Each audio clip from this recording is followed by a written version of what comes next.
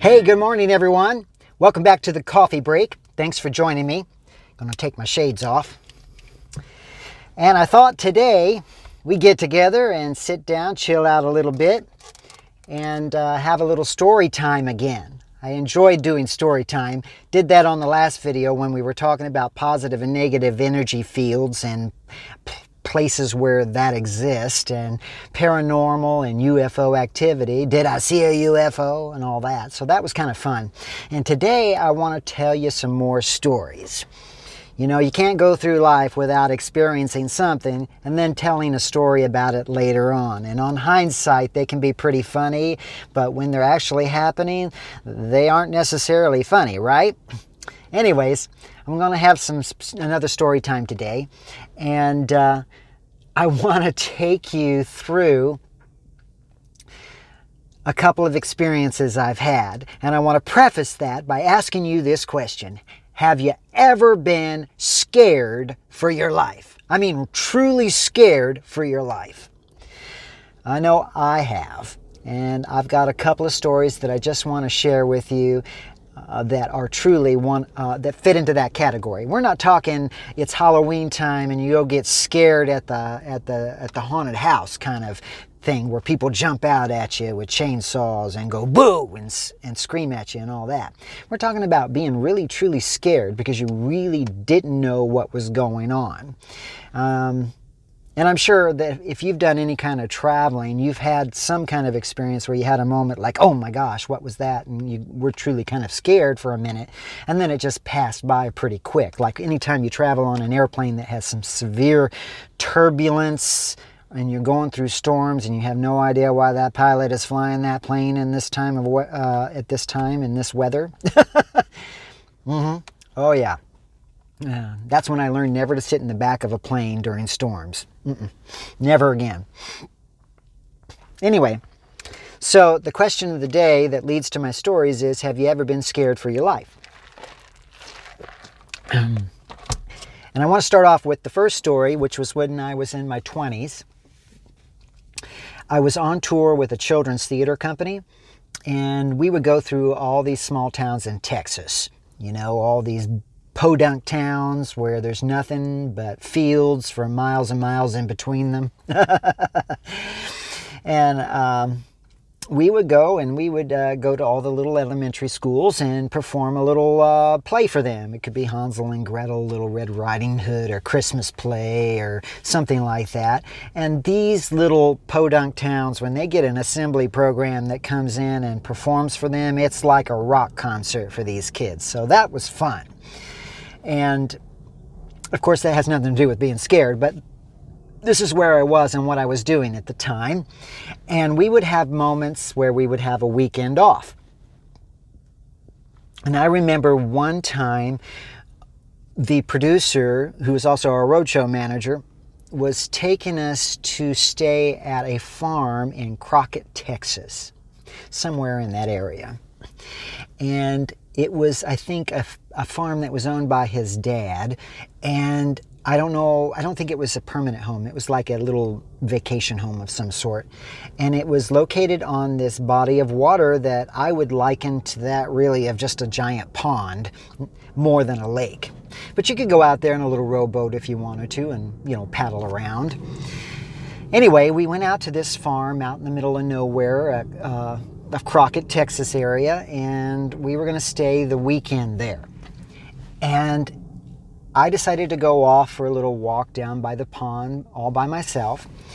And I went down there and I was looking around because I like going and exploring, and I like peaceful, calm areas, and it was just really nice. So I had this moment to myself. You know, when you're cooped up in a van, a 15-passenger van or whatever it is for a long period of time with just a small group of people, you want to get out and be by yourself. So I went out by myself and I was exploring, and I was walking around the big pond or lake or whatever you want to call it.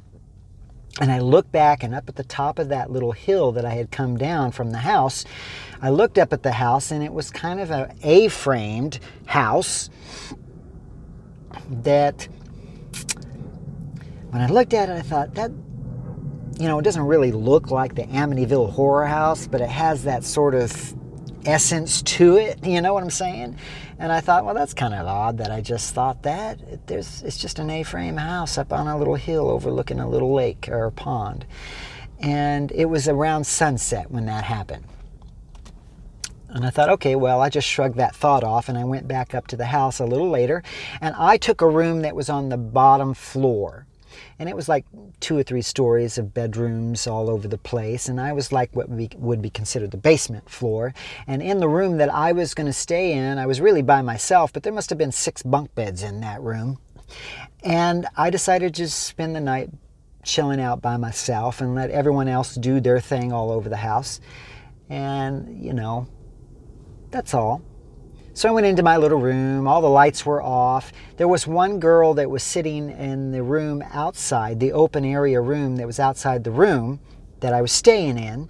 She was watching TV, and she was watching some scary movie. That's what I remember. And she was just watching this movie by herself. None of the other crew was watching anything with her, and they were on a different floor doing God knows what.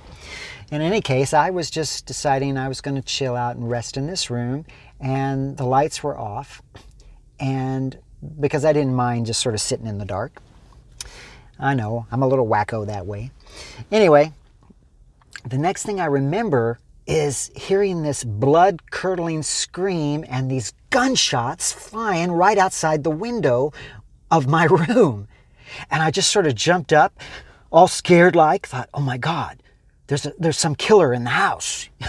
And they're shooting people upstairs. What do I do? And I tried to go for the door. There was an actual door leading to the outside of the room, and it was completely locked up. I couldn't get out at all. And I thought, oh my gosh, I can't go out there. I can't leave the room and go out into the open area because they'll find me. Whoever this killer is, they're going to find me. And I really believed this at the time. You know, you hear these gunshots, boom, boom, boom, right outside your window, and someone's screaming, ah! You know, you feel like there's a killer in the house, and that was no joke. I was really scared because I didn't know what was going on. And the only thing I could think of to do, since I couldn't leave the room through the door out to the outer room, and I couldn't go out the back door going outside to run away, I just instinctively dove under a bed, a bunk bed. And once I got in there and kind of hugged the wall, I thought, how stupid is this? I really did think that. Because anyone would come in the room and the first place they would look is under the bed. I had no place to go. And all I could hear was this silence, dead silence for a little while I was under the bed. And I thought, I'm dead. I am dead, dead, dead now. And the next thing I know, I hear some giggling going on. They were upstairs on that second floor, most of the crew except for me and this one girl, and they knew that the girl was down here watching a scary movie all by herself. They didn't even know I was around. So they were going to play a prank on her and make it seem like there was a mass murderer in the house. But they didn't just get her, they got me too. And I was scared to death. And what I learned was they were shooting those bullets literally down by my window and that door I was going to run out of. And if I would have run out that door, if I would have gotten out and those bullets were flying, it could have hit me. And it would have been not a pretty situation, of course, you know that. But, you know, on hindsight, it was kind of funny that we had this experience, but I was so angry with them. I didn't talk to them for days because I'm like, you could have killed me. You know, you scared me to death.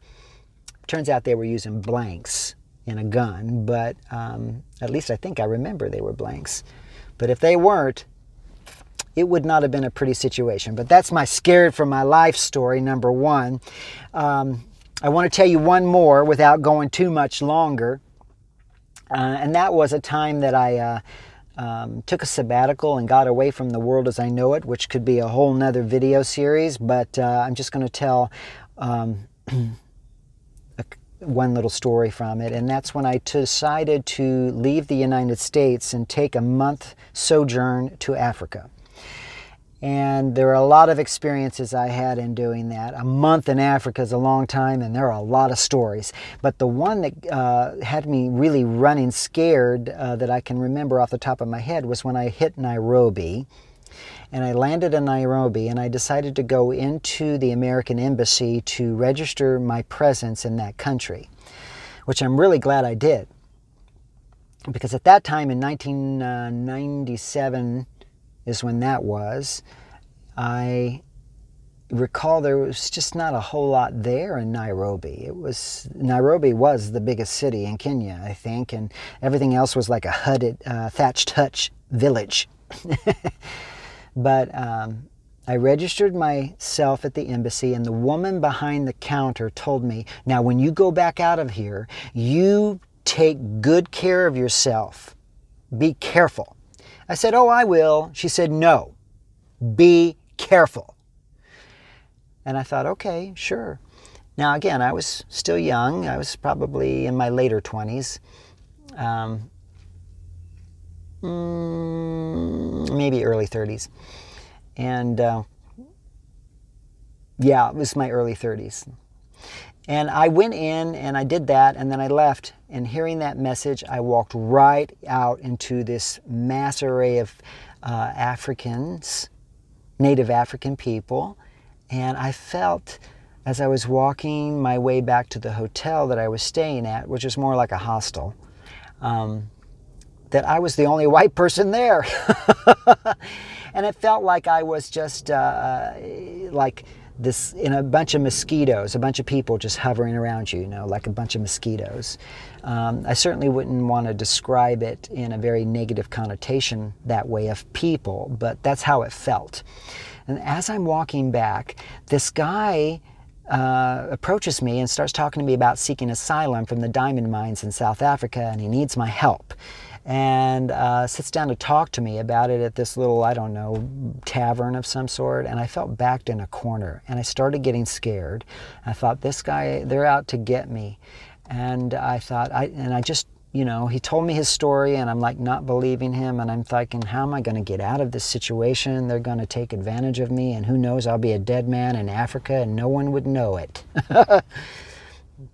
So I just quickly jumped up and kind of ran out of there. I said, I don't believe you about your asylum story to the diamond mines. And I just ran out of there, and I dropped my sweater and I left it there. This guy actually, I guess, had a little pity on me, trying that I didn't believe his story and that he had scared me.